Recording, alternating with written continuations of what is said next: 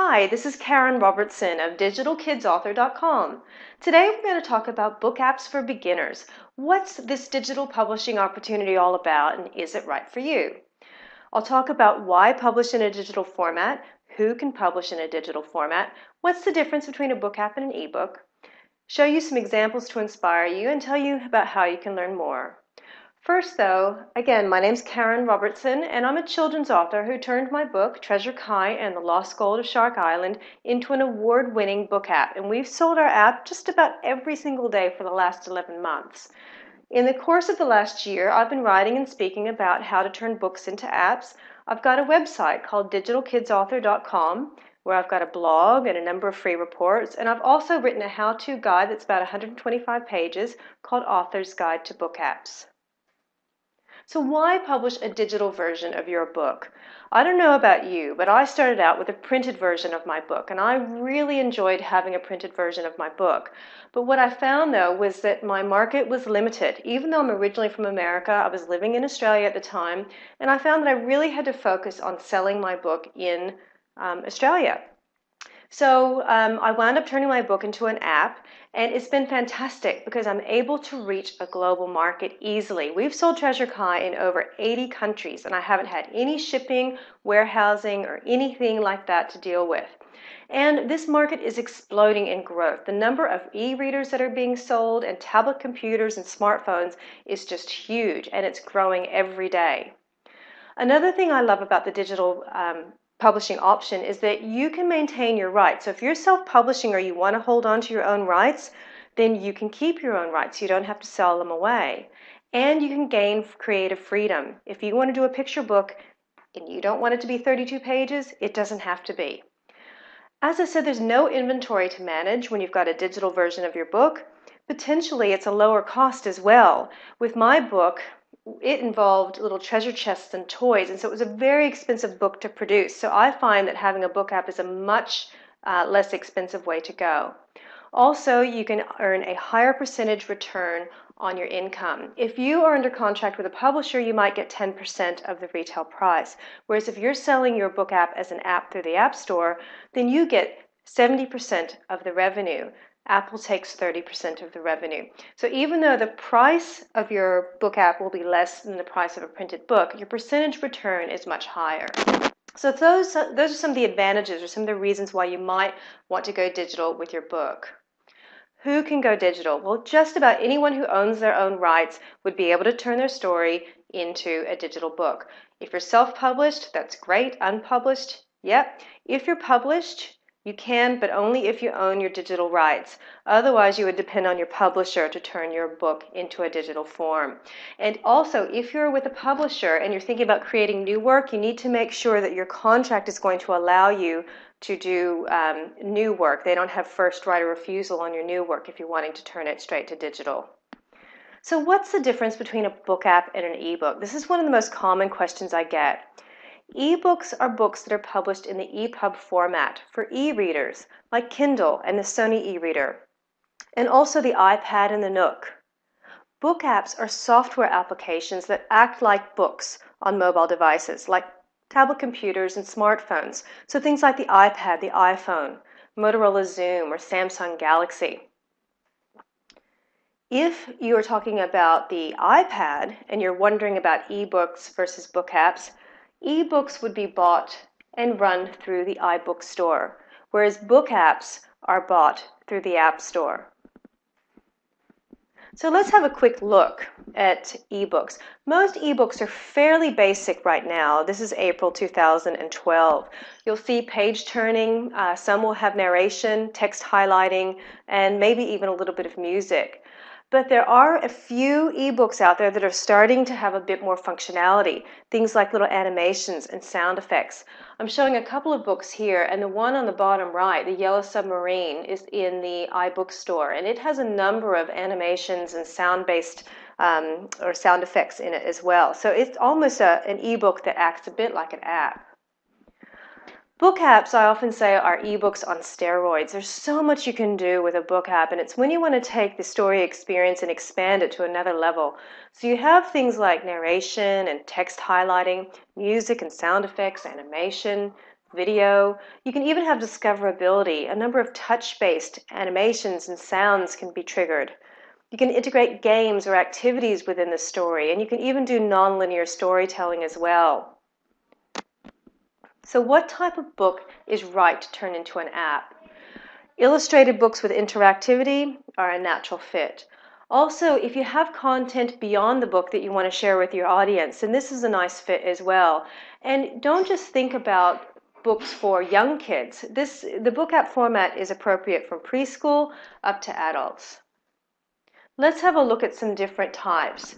Let's look at Treasure Kai and the Lost Gold of Shark Island. And I'll show you the app demo video because it's going to show you a number of the functionality to give you examples of what is happening with this book app. There'll be narration, you'll see text highlighting and how that works, and it's phrase-based as opposed to word by word. You'll hear music, sound effects, animation, and you'll also see that it's a touch-driven, non-linear story. So I'll play that demo video, and then I'm going to show you a number of other examples of types of apps to inspire you. And for some reason that's not working. Oh, there we go.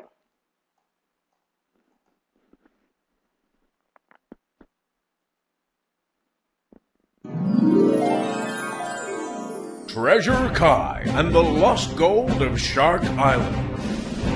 Hi, I'm Kai, and I'm always dreaming about treasure hunting. I just love those stories. The treasure hunt begins. In the rock you'll find the chest. The guards in there are a real pest. The only way to get the clue is eat the ones the shade of blue. This is our secret hideaway.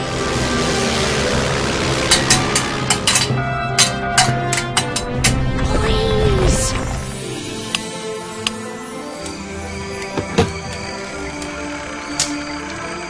On the island of Lone Tree, look up high. I'm so lost.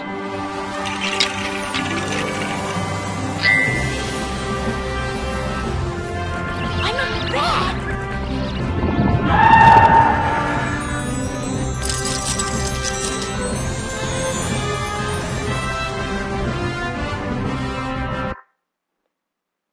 So you'll see a lot of the different types of book app functionality appear in Treasure Kai and the Lost Gold of Shark Island. Now let's have a look at some of the other types of apps so you can get ideas of things that you can do with your stories. Here's a book app called Hide, Run, Growl, and it's a nice little reader, and it has the text highlighting that's word by word.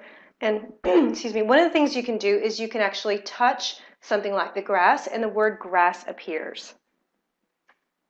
Then you've got Miss Spider's Bedtime Story. This is a fully loaded app.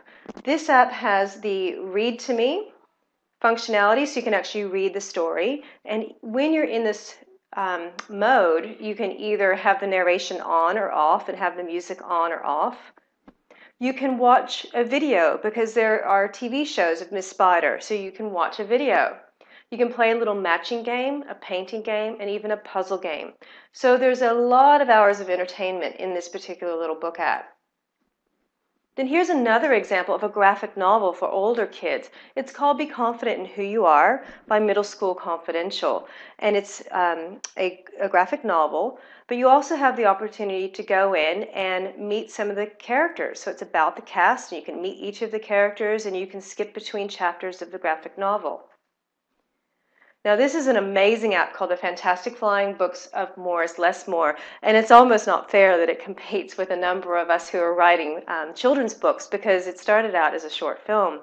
But what I love about this app is not only is it beautiful and the story is terrific, but it also uses a number of the different interesting functionality of the iPad. For example, in one area you're able to write things on a little book. So here I've written a message saying, "Hi ASA," that's for the Australian Society of Authors. Or there's another page where a keyboard comes up and you can actually play the piano, Pop Goes the Weasel. And here's another neat book app that shows you that not all book apps have to be highly illustrated stories. This one's called It's Cool to Be Clever, and it's a story of Edson Hendricks, who helped invent the design for the internet. And this app tells his story, and as you can see, it's got long text with a bit of illustration to it, but it's also got videos, video interviews with Edson, an interview with the author. It's got information about bullying and more. So it's a really neat app that gives you a full experience beyond his story. And here's another one called the Time Traveler Tours. And what's neat about this one is that you can actually take a tour through Paris as you walk along, and you have a narrative of Marie-Anne Charlotte de Corday telling you about her experiences of how she murdered someone in the French Revolution.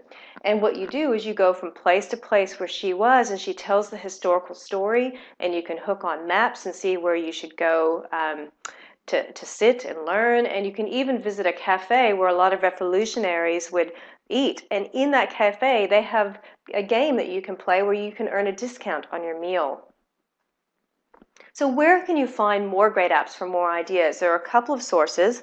One is there's a new free app called AppStar Picks, and it has the top 250 apps for kids as picked by 4 independent children's reviewers. So I definitely recommend that. There's a book section. And also digitalstorytime.com. They have a number of top 10 lists, like top 10 most original and top 10 best for bedtime and top 25 most essential. So have a look at their site to see some terrific book apps. If you want to learn more about how you actually create a book app, visit my blog. It's digitalkidsauthor.com, and then you go to blog. And on the right-hand side, you will see a listing for radio interviews, secrets to creating children's book apps. It's an hour-long video, or not video, radio interview, all about how you create book apps. And also on this blog post is a whole list of resources that I've mentioned in the interview. And then if you want to learn even more, you can read more of the blog posts, or you can have a look at Author's Guide to Book Apps. So good luck with your journey. I think it's a really exciting way to publish. For us with Treasure Kai, it's taken our story experience to a whole new global level. And it's a terrific opportunity for you to share your story with kids and an audience worldwide. Thank you for listening.